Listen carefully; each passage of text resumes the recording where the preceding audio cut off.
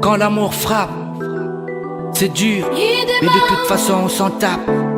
Aujourd'hui l'amour devient un intérêt. Eh bien, malgré nos traditions, malgré nos religions, malgré nos couleurs, sans amour dans le cœur, y aura jamais, jamais le bonheur.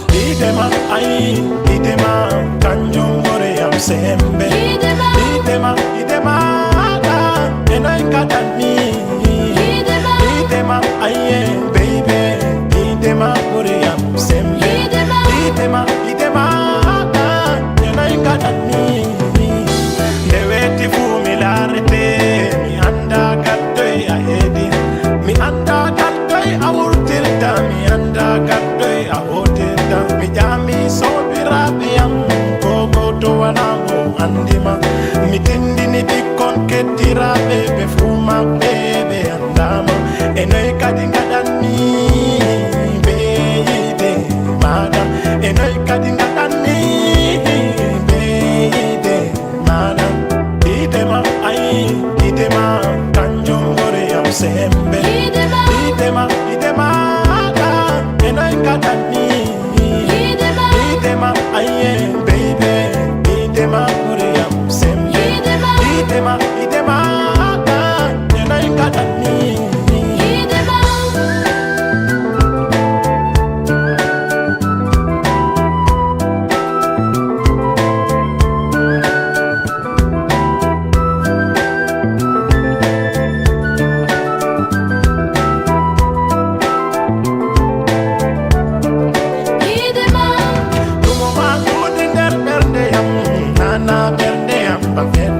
Mi nyamata mi yarata, funga madam.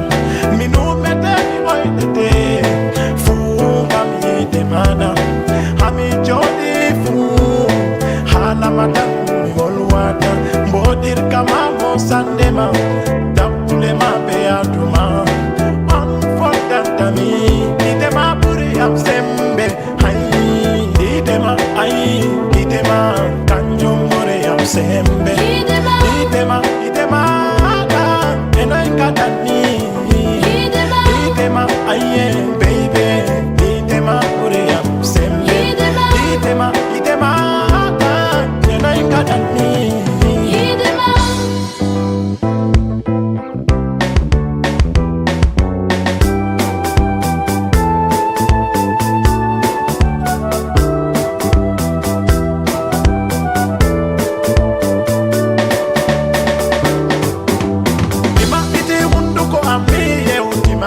Heba afama ko mi wontire, bima piti unduko ame wal minima.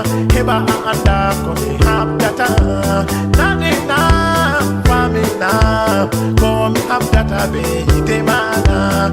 Kechamne famtina, todum yahan be todum yatako. Bima piti unduko ame ultima.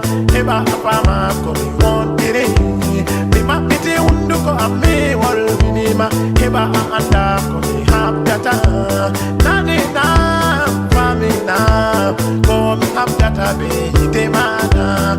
Kechamne famtina, todum yahan be todum yatako.